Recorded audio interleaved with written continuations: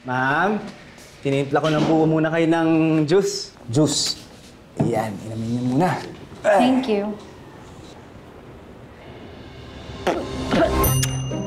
Ano to? Tinimpla ko lang yung juice ni Mikoy. Bakit? Pangit ba yung lasa? Are you out of your mind?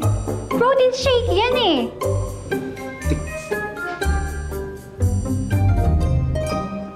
Ma'am, niloloko niyo ako. Masarap naman eh. Tikman niyo kaya ulit. Sino ka nga ulit? At saka bakit Mikoy yung tawag mo sa boyfriend ko? It's a mix, okay? Ako nga pala si Jong, ma'am. Best friend ako ni Mikoy, ni Mix nung high school sa probinsya.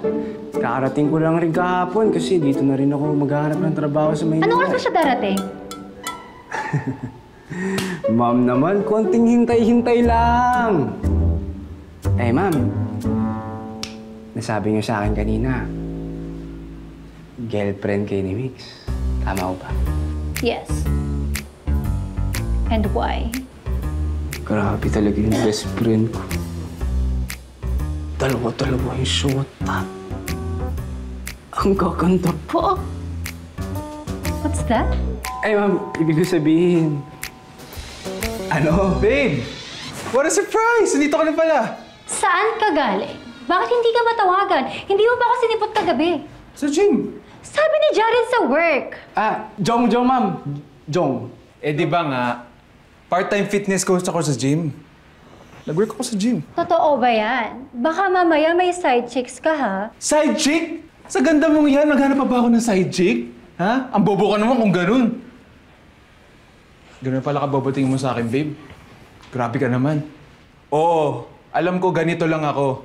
Talbog ako sa'yo lagi, pero namahal naman kita sa mga kaya ko. Oh, sorry na, babe. Ikaw kasi wala kang paramdam eh. Alam mo namang ikaw lang, di ba? Wala nang iba. O, par. Salamat. Ay! Lapit mo naman pala talaga, no? Pustahan tayo. Bihasang-bihasa ka na sa mga ganyan.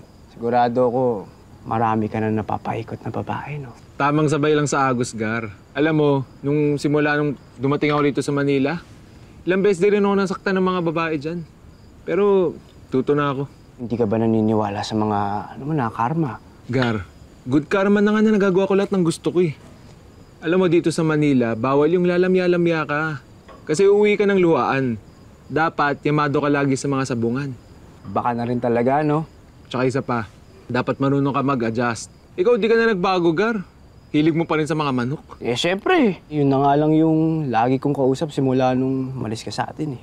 Kulang naman ako na nandyan yan.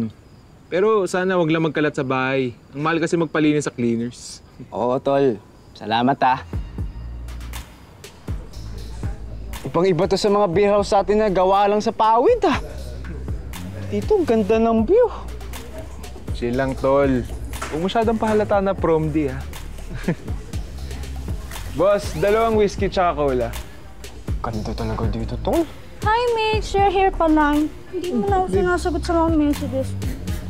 Sorry, babe. Na-busy lang talaga. Ayaw nga pala, babe. Yung childhood friend ko, si Jong. Jong, meet Sheena. Girlfriend ko, remember? And who is this? Oh, this is my friend, Abby. Hi!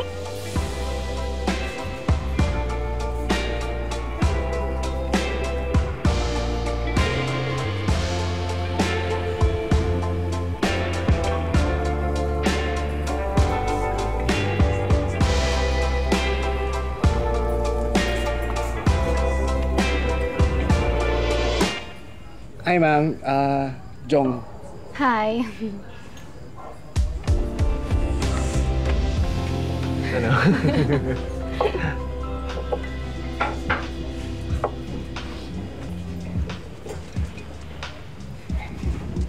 Salamat. Inom na pre, oh. Ito sa'yo. Taga saan ka? Just around here. Ano yun? Hindi kasi marunong mag-English, eh. Sheena, bathroom lang ako. Sige, ikaw lang.